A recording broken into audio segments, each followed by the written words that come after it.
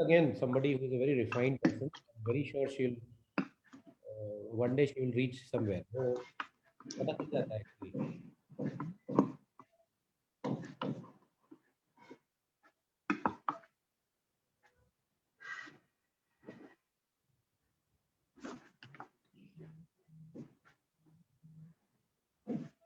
Good afternoon, everyone. We are back today with another program of Researchers Week.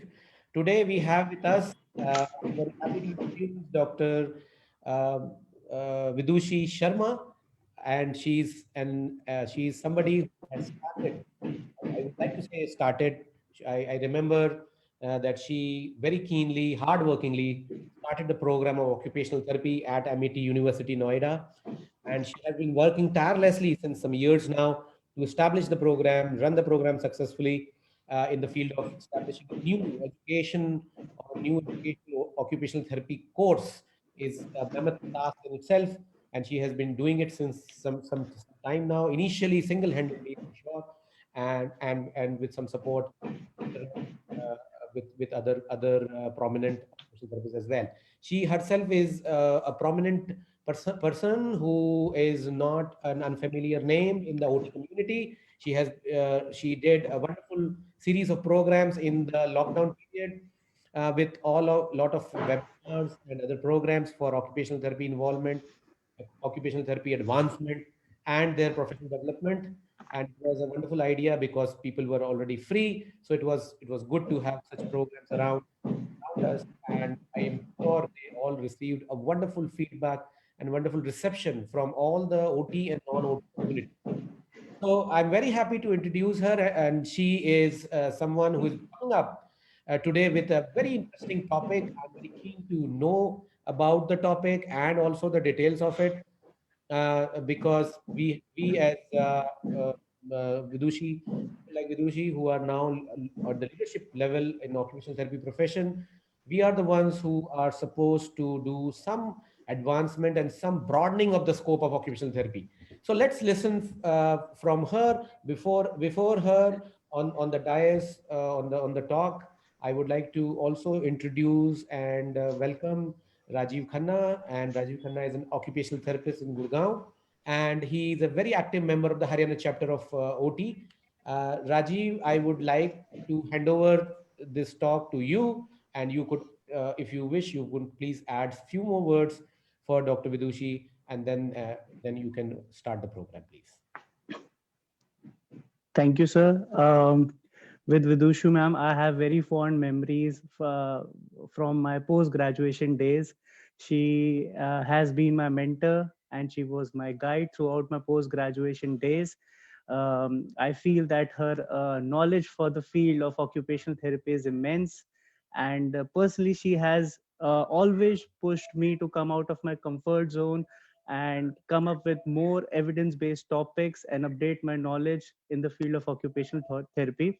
So I welcome you, ma'am, and it's a great honor to share this platform with you. All the best for your research, and the platform is all yours, ma'am. Thank you so much. Thank you so much, Dr. Manish and Dr. Rajiv, because we need to really grow with time.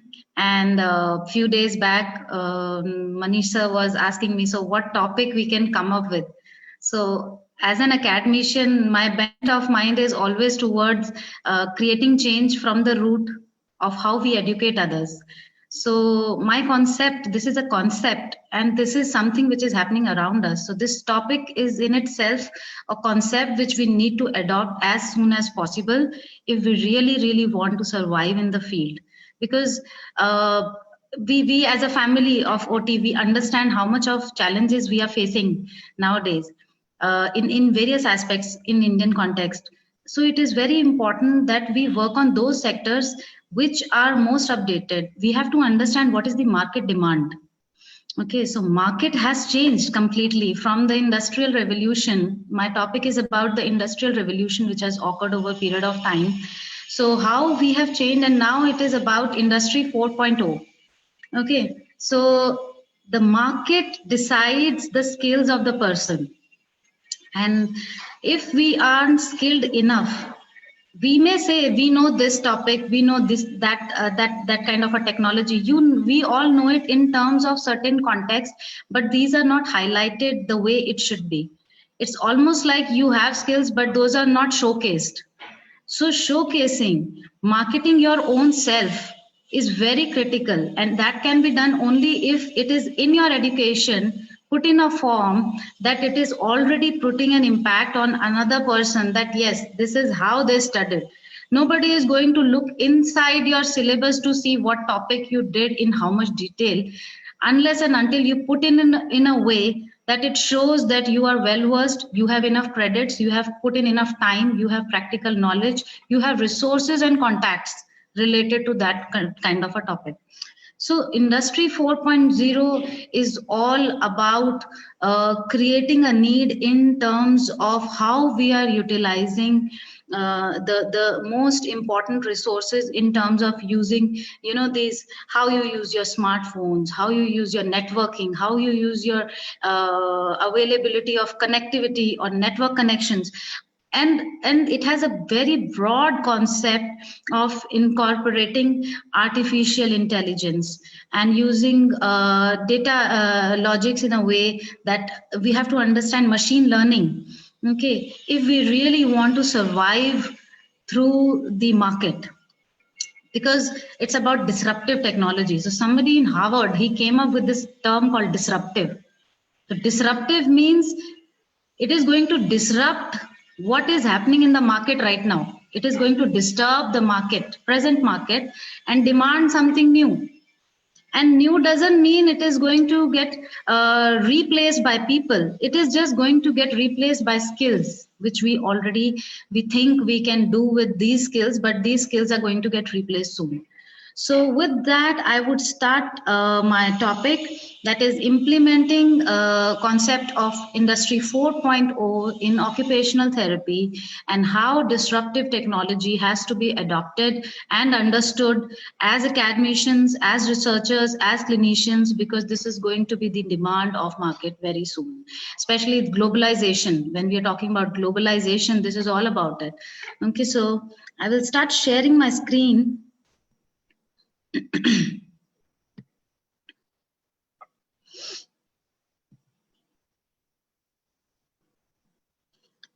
Is my screen visible? Try one more time, please. Just a minute, the cursor is stopped.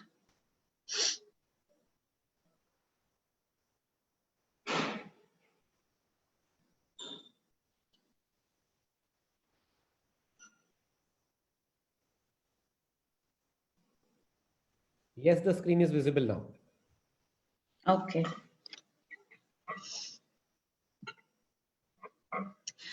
So implementing Industry 4.0 in occupational therapy. So this is how we started with the revolution, industrial revolution.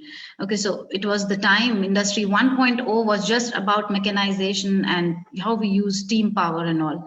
Then we started working on assembly line, electrical energy. Then the automation and computers and electronics came into picture, and now it's about everything is about cyber physical system, IoT, that is Internet of Things, and networks. So how to use this as a concept in occupational therapy? So what is Industry 4.0? It is about how we are going to use in industrial Internet of Things, how we are going to use augmented reality, how we are using additive manufacturing. Okay, so whatever additive manufacturing is, like how we have 3D printers with us now. So those are the part of additive manufacturing. The cloud method or cyber security, big data and analytics in terms of research. Okay. Autonomous robotic systems, whether we are using physical assistive or social assistive, and simulations which are happening in environment, okay, for the purpose of creating a virtual world altogether. So basically, Industry 4.0 is all about technology, advanced technology, and incorporating that in making life of people much easier. So Industry 4.0 is a blend of advanced analytics, big data, robotics, automation, artificial intelligence, Internet of Things, process digitization, and across the business value chain. Why India has to adopt Industry 4.0? See, even as occupational therapists, we have to think big.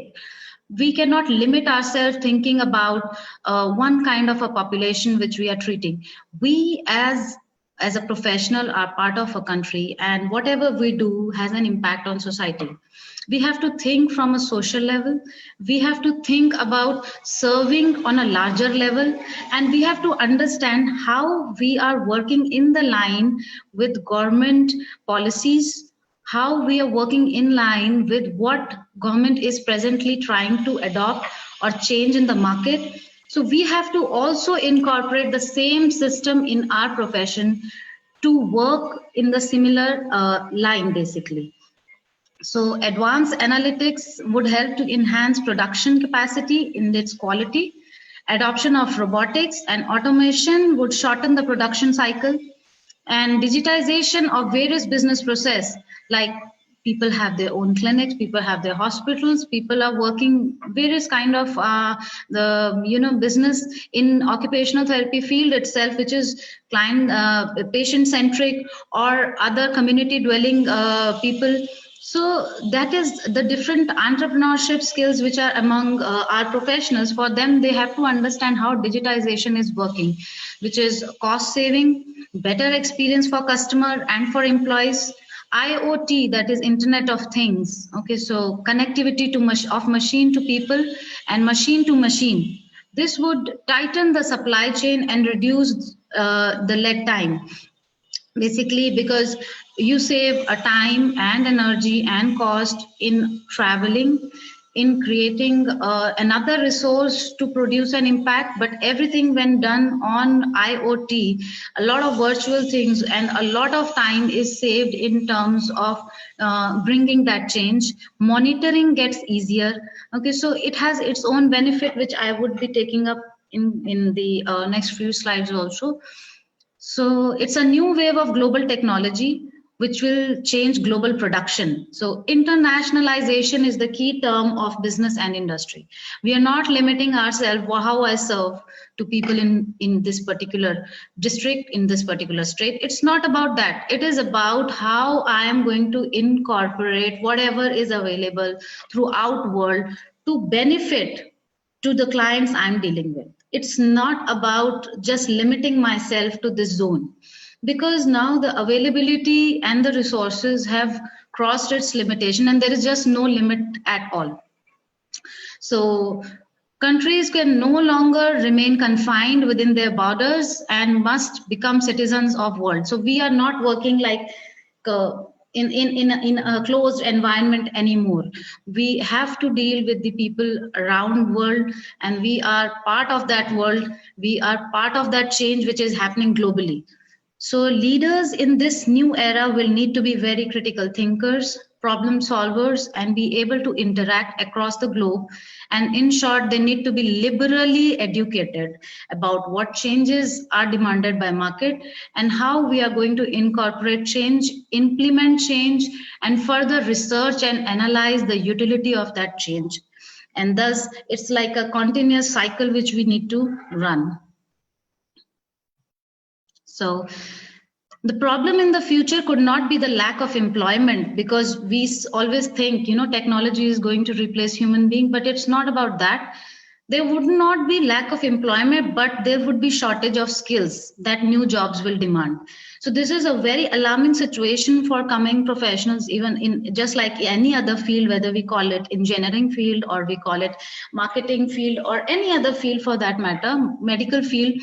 Similarly, in our field and occupational therapy also, if we do not try to bring our skills up to the demands of the market, we would have problem with serving or being employed very soon. So it's all about disruptive technology. That is the technology that affects normal operation of a market or an industry. So it displaces, basically, it is going to change or substitute a well-established product or technology, creating a new industry or market. So this word was given by Harvard Business School professor, Mr. Clayton. So students need to understand how they can correlate and use and apply different knowledge in diversified context. What I think good about this technology and how I feel very close to this technology is that occupational therapy philosophy in itself keeps talking about and has a very good literature on understanding the contextual needs. So unlike other professions where they need to think from scratch, we are already blessed to have that kind of a philosophy in our basics of occupational therapy, wherein we are continuously focusing on human values. We are continuously focusing on how to work on contextual requirements and how we understand everybody as a different individual. So this education is, we have some prerequisites to this education already. Where we are seeing it as a challenge, we can also see it as an opportunity and as a factor which is giving us a benefit as compared to other professions wherein this knowledge is formally not given. We actually formally go through this information. So I think understanding this kind of requirement of the market gets easier for us. So diversification of context is an important factor, what they really mean, and how they can create synergies among different subjects to develop or create something that connects to real world. Okay, so if we see our literature, there has been a lot of technologies named in it, and still in India, we actually do not use that. We did not use it because that time this system was not so common. We had to actually do many things manually. But nowadays, the time has changed and everything is so globally available that it's easy for us to make any such requirement possibly available to our clients. So if the student does not understand how to create that availability to the client, then I think that skill needs to be taught to the student.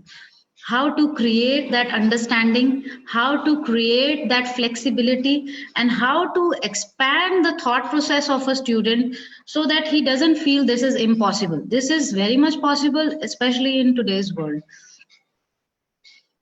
This takes us to another very important point, that students need to work in a framework of projects, and from there they need to collaborate with colleagues, with their teachers, and with the outside world. So it's not like the research or the guidance has to be just me and my students sitting and doing something and trying to bring change in world.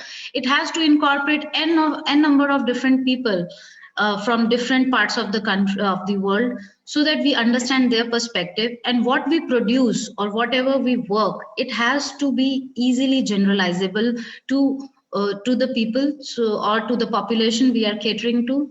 And it saves a lot of time in always doing it in a different cultural context or trying to mimic it in a different context. It is not a good idea. It is better nowadays, because telemode is so easily available. We have to incorporate people globally from the beginning itself. So that is one point of Industry 4.0 also, and Education 4.0 also. This Industry 4.0 has developed the guidelines further to Education 4.0, which is used in schools, in higher education, universities. UGC is implementing it. So it is high time that we as professionals of occupational therapy start understanding those mandates, start understanding the requirements of Education 4.0 and start implementing them soon, because just like how Industry 3.0 got converted into 4.0, there would be time it would be converted into 5.0, and we are falling short of time. So we need to create some changes in right now itself in the terms of educating our students. So they need to develop new ways of communicating. They need to put in front of complex situation to develop critical thinking, complex problem solving, and learn how to be imaginative, creative, adaptable, flexible, and to develop brain plasticity. This is what Industry 4.0 is talking.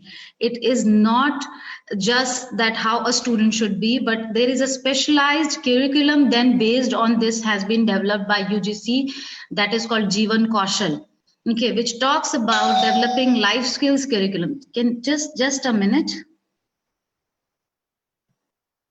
Just hold on, just a minute.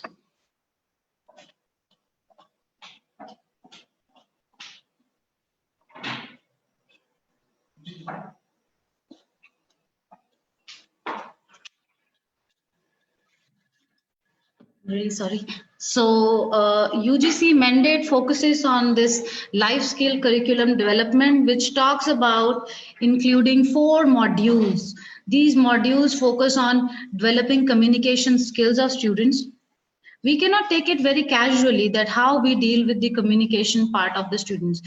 You would see that students mostly have this hitch of how to interact with people in different parts of world, how to interact with different authorities. So communication skills, whether it is in form of written, verbal, internet, it is very important to be formally educated in that, and we should not assume that it would come with time. So if we assume it would come with time, what is going to happen is they may have skill, but they will fail to communicate. And this is happening also. We are failing to communicate what we can do because somewhere we are not educated with this skill.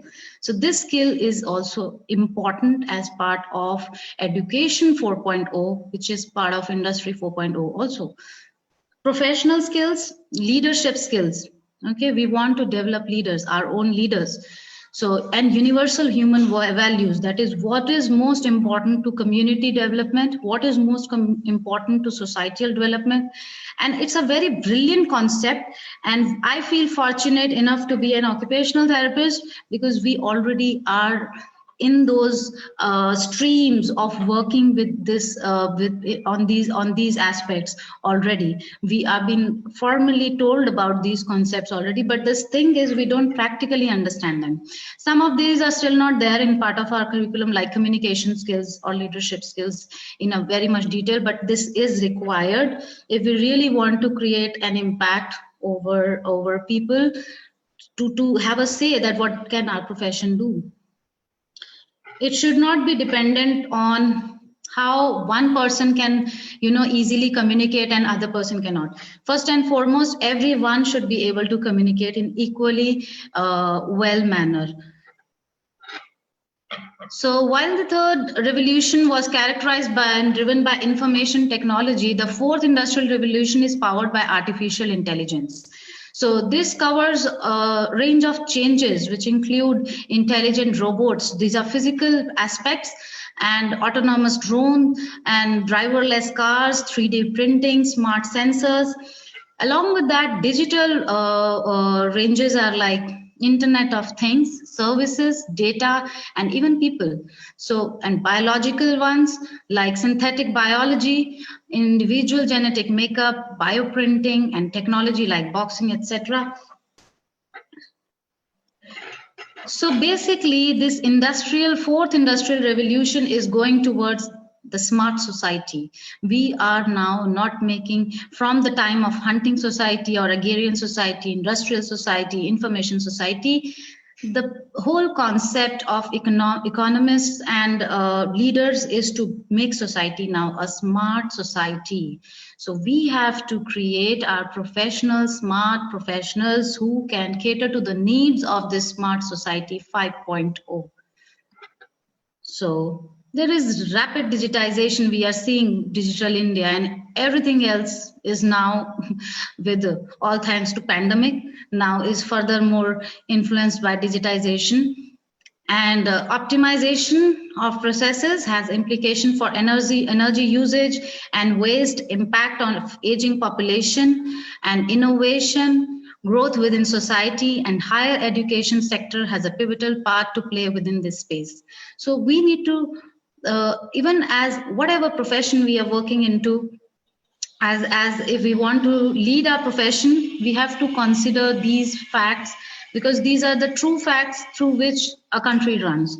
So reducing energy usage and waste, new technology also usher in new attitudes which we need for our students to have, for our coming professionals to have. So Industry 4.0 also play pivotal role in addressing the negative effects of aging population on nation across the globe. So, of course, we understand that we deal with aging population, and we are continuously trying to make that population independent and community integrated. But then there are these hard facts being also communicated by various economists. So they say aging population can cause a decline in work age population, shortage of qualified workers, significant tax shortage, leading to cuts to government funding for healthcare, education, and infrastructure. So we need technological advancements. We need new technology that can help alleviate the strain of these issues. So you as occupational therapist, if you're working with aging population, you need to understand this is a part that you need to consider, that how I can incorporate new technology so that this aging population does not really become a burdening situation for the country. So, for example, in higher education sector, these technological shifts can empower universities to upskill graduates differently, better addressing growing skills gap caused by aging population. So this has led universities in investing in non-traditional learning, such as a lot of online courses and distance learning courses have started with this. Even UGC has started with Moot courses. So these talk about how we can have some online courses to develop skills among people to work in this area. So Industry 4.0 is about artificial intelligence, Internet of Things, virtual reality, robotics. So this is augmented reality, that is integration of digital information with the user's environment real time. So here the technology is so advanced that they create a virtual environment in the real time, in the actual environment of the person. This is not virtual reality, this is augmented reality. So some of the great technological inventions involving augmented reality have fundamentally changed the way patients are now diagnosed and treated. Moreover, those advanced have significantly improved the way in which doctors are educated and trained also. Okay, so if the students or the coming up professionals are not trained in this augmented reality, very soon their method of working would be found as very much basic, and it would not cater to the needs of market.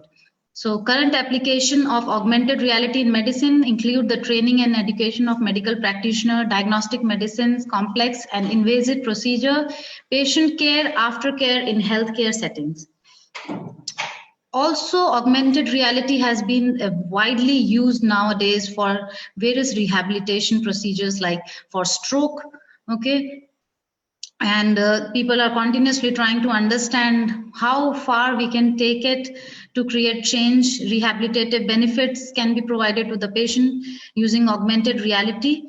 So there is a consistent definition of AR which has to be developed, and it promotes practice of occupation in a more contextually relevant environment, because we see that we may treat our patient in a very much confined clinical setup, but that is not how a child or a patient or anybody else would behave once he's into his natural settings.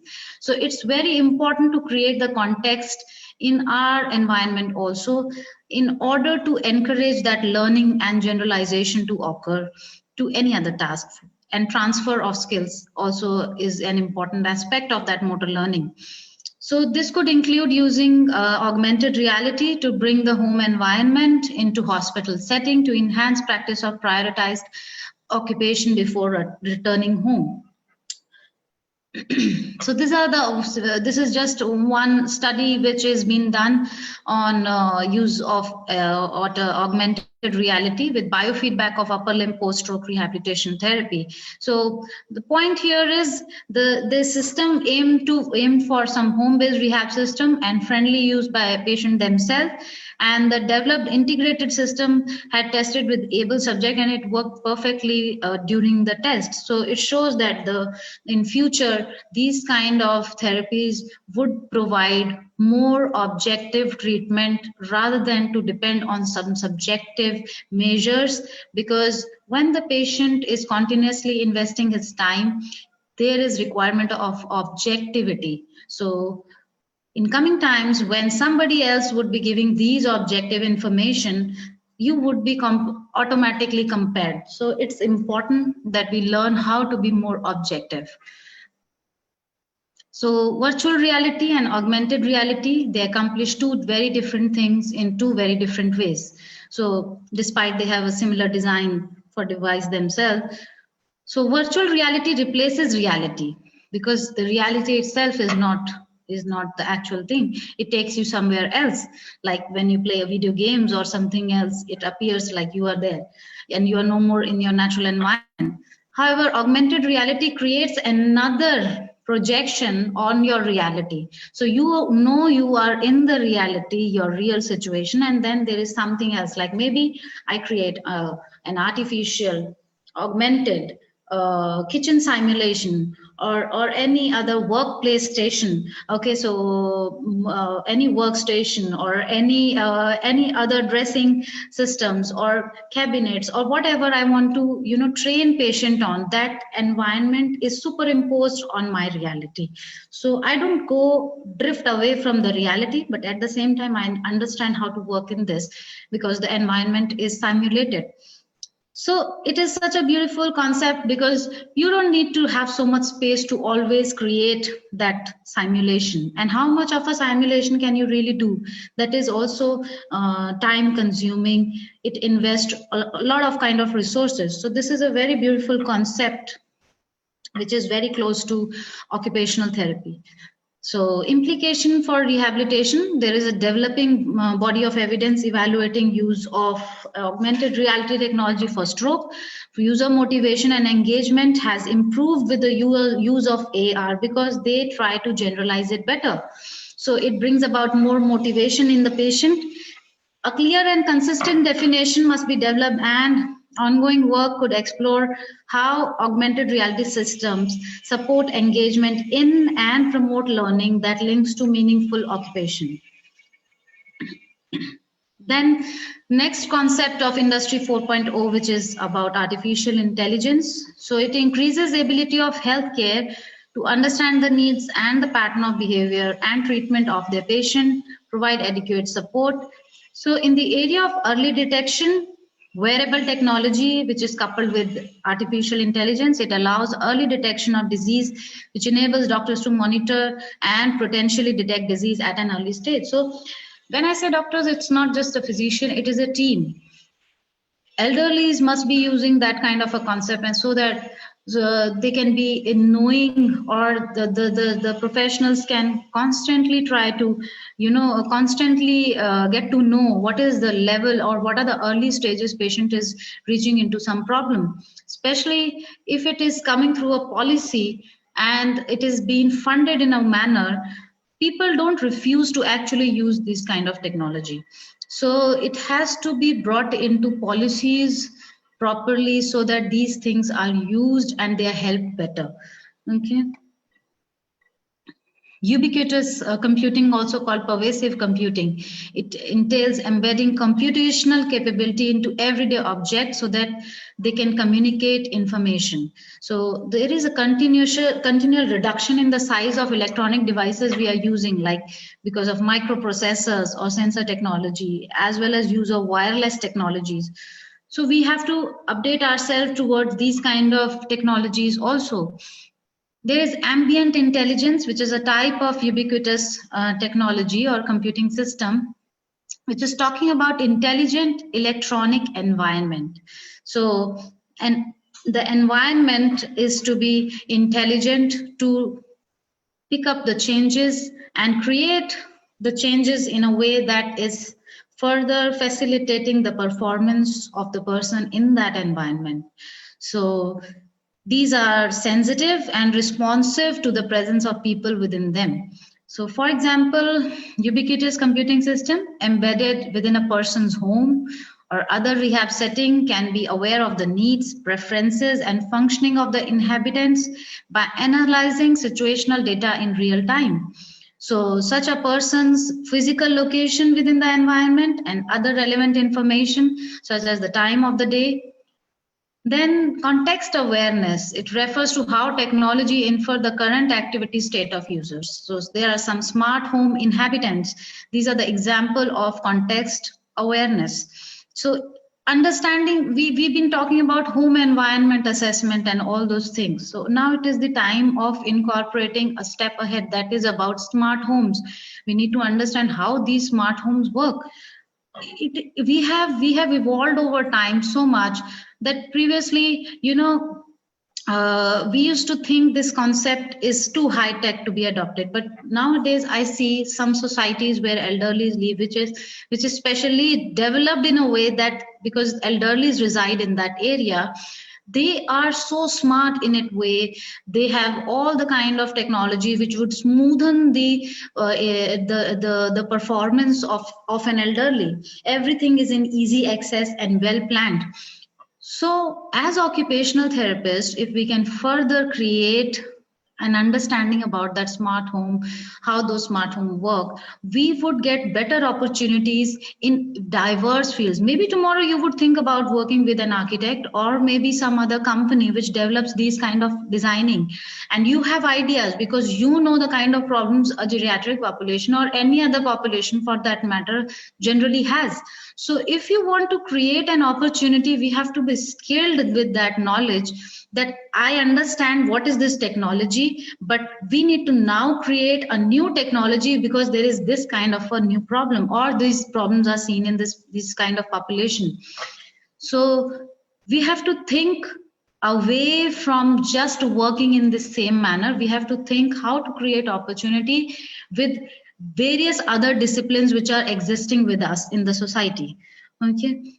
So the characteristic of environment, in order to manage information content and information distribution, there are speech recognition, natural language processing, which allow people with physical or visual impairment to communicate with, and control devices and eye trackers, which enable respirator users to do the same. Patient monitoring, fall detection, or when performing resuscitation, all these artificial intelligence-based equipments can really assist the various health professionals. Systems are designed to discriminate falls from conventional activities of daily living by simultaneously and independently analyzing the data from the two devices that they can interact via Bluetooth connection. Machine learning algorithm allow these types of systems to learn the behavioral pattern and characteristics of individual over time, and thus helps to reduce the false positive, that is maybe the fall did not happen and still it keeps buzzing. So understanding how sensitive are these equipments and how much to rely on, how reliable are these equipments, we have to understand some part of machine learning algorithm also. Moreover, systems can be designed to assess environmental risks such as household lights that are off or proximity to falls, and preemptively alert inhabitants or care providers. Mobile apps, that is point of use tools for accessing health related information, like we need clinical decision support tools. These are very good tools if we want to use it in our clinical practices in terms of creating some automatic clinical decision rather than spending time over and over again about the same situation. Medical imaging, mood and behavior trackers. So it has gone away from the physical aspect. It has extended its arms to even the mental and the emotional regulation of the person. So mood and behavior trackers are important because nowadays people are living in smaller families, nuclear families, and there is lesser interaction among people, even the neighborhoods. So these kind of things can really help in monitoring people even from far. Pain diaries can be maintained through that, physiological monitors and assistive tools. So mobile devices also offer a way to facilitate live chatting with healthcare, scheduling and appointment reminders, synchronous video-based tele-rehabilitation services, robots. So for physical assistance like lifting items, opening doors, monitoring and therapeutic social functions may also be replaced in these environments. So there is a robot called CareObot 4. Okay, so what this robot does, it is commercially available, configurable robot designed to provide some assistive functions in home. So it's not something which does not exist. There are proper equipments and there are proper things which are already doing that. Then there are intelligent virtual agents, which are virtual affective agents, which work on the affect of the person, that is his emotional aspect. So it gives you information on the emotional aspect or expression of the person at that particular time, and it gives a real-time information. So that are capable of affective interaction through recognition of human emotion and expression of emotion by the agent. We know about Alexa, so it's like a robot in a different form. It's an artificial intelligence equipment. So these kind of equipments are used to look something very difficult to access, but nowadays very common around our environment. So systems can be designed to detect mood states through analysis of language, as well as through sensors that detect non-verbal information such as facial expression and eye gaze. These are basically virtual humans and have potential benefits for rehab and healthcare in general. So they are also being used. Now, this is something very interesting, that now there are virtual patient simulations also being recommended, because they say that enhance better learning for the medical practitioners or the students, because it gives them a variety of understanding, a variety to see, okay, through virtual patient. So you may not have an access to hospital, but you can always have a virtual patient simulation. So we need to have some practical information over this as well. So virtual and augmented reality have been used for motor function training and recovery, pain management, and mirror therapy, which we understand as use of glass mirror to provide some visual feedback to brain. And there is, on that concept, they built the augmented reality mirror system. So they use a high resolution video screen and video cameras to simulate the mirror reflection. And the technology allows a person to look into the simulated mirror to see a computer generated image that is limb. So other images which are created by the augmented reality. Other things like serious games are computer games which developed for training and learning purpose. Other than that, serious games are used for training and education to the healthcare professional also. So maybe you want to simulate some emergency room, or maybe you want to simulate some coachings for physical activity or social skill training or pain management. It has no limit. It is up to your imagination that how much you can use it. Physically assistive robots and socially assistive robots like Robokind Milo is a small anthropomorphic robot which teaches social behaviors for young person with autism. Then additive manufacturing like 3D printers, they are recently been much in the market. Okay, so they basically use molten plastic or powders, and they can use plastic to print rigid materials like glasses, and they can create flexible objects also. Internet of Things in medical and healthcare. We very much know how much we are using tele-rehab method nowadays, which generally was not so commonly seen. And now, because of this pandemic, I think everyone has explored so much into this area. Teleconsultation is also beneficial to doctors in remote rural areas who need expert opinion and advice from specialists in different areas. We have to understand what is the Indian context and what is the teleconsultation requirement of India. It is very much towards our remote rural sectors, and as the professional serving society, we have to be very sensitive to understand the need of rural areas, because now it's easier and there are methods to serve them. So this is a concept of Unnat Bharat Abhiyan also, which is a mission to enable higher educational institutions to work with people of rural India in identifying developmental changes, evolving appropriate solution for accelerating the sustainable growth. So this is one of the important UGC mandate for students, social and industry connect. So we've been, even in our university, we are now developing courses on it. For this, on the base of this Unnat Bharat Abhiyan, we have developed certain courses which work. We will adopt, we already have adopted certain villages, and now there would be courses which would be dealing with the needs of rural areas, particularly from all the disciplines. It would be a combined university projection for this Unnat Bharat Abhiyan. So disruptive technology hence would completely change the demand of market, and thus it is important to create skilled professionals in this area. And just a minute, my son is here. So what do we need to adopt and implement at root level of our profession? So we need to, what are the changes we need to understand at the root level of a profession? So first and foremost, a context appropriate technological knowledge, understanding, analysis, adaptation, implementation, creation, designing, testing, research, and education is required. So we need to create a curriculum of occupational therapy as per Education 4.0 and UGC mandate of LOCF, that is Learning Outcome Based Curriculum Framework, has to be incorporated. We have to understand what is Jeevan Kaushal, how we can develop these skills, what are those modules, and these modules should be imparted to our students. Evaluation reforms have to be done at higher education institutional level. Need of specialized courses dedicated to disruptive technology in occupational therapy at both undergraduate and postgraduate level. We have already developed these courses in our university, and I would like to share it with you. It's a choice-based credit system.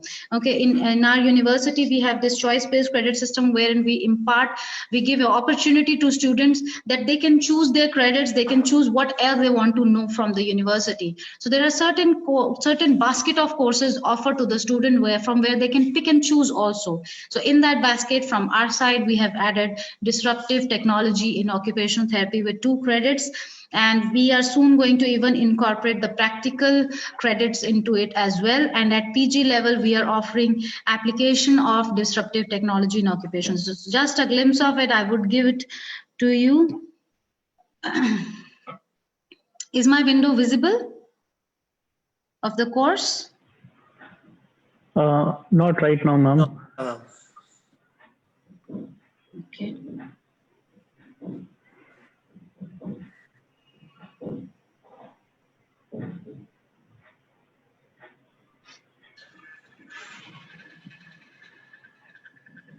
Is it visible now?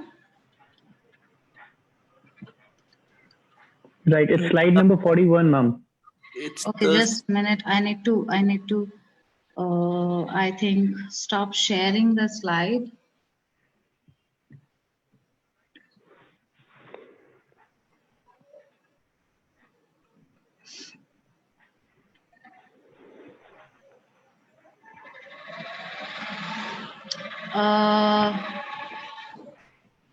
How do I go back to my slides? You can minimize this thing and then you can go back to the Ma'am, there will be a stop sharing option at the bottom in the center.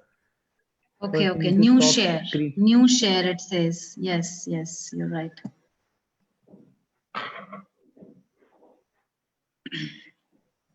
Yes, ma'am. Now we can see the course title. Yes, ma'am. It's visible now. Yeah, so this is our, we have in 2019, we started with this new course and it went through area advisory board and board of studies because we generally update our curriculum every 2 years. So it is part of our protocol, university protocol. So we added this because when Industry 4.0 came into picture, we had to automatically shift to industry education 4.0, and then to all the institutes of the university, we were dictated that we need to create courses specific to Industry 4.0. So this basically objective of this course is to create the concept of disruptive technology, selection of appropriate technology, and applying same in the management of clients. And there are this SLO is now changed to CLO, that is curriculum learning course learning objective. That is, it explains concept of disruptive technology and its scope, selection and scope of information and on communication technology in healthcare. So it talks about artificial intelligence, augmented reality, non-invasive stimulation of neurological patients like epidural stimulation. I have myself also experienced it, and I think it's a wonderful approach which needs a lot of training to the professionals first of all, and a team which has to continuously work in this area, and it cannot be shared with the distracted way of treatment. It is very focused in and it has its own protocol to follow. So I think students should learn how to do it, because previously epidural was just limited towards creating mobility in terms of gait aspects only, but now it is coming to the hand functions and upper limb area, balance and all. It is a wonderful approach, and I think students need to learn it as well. Not once they become professional and then they start thinking about it. It has to be educated to the students now itself. So this course, this particular area deals with these kind of technology, digital pathology, artificial intelligence to detect non-communicable diseases for neurologically impaired, concept of ICT and telehealth in primary sector and tertiary sectors, digital rehab, telehealth in various, basically all kind of areas. So these are our pedagogy, and this is our coursework on that. And likewise for application, a similar kind of work which talks about domotics and functional electrical stimulation, epidural stimulation, 3D printing, so brain machine interface and smart rehabilitation products.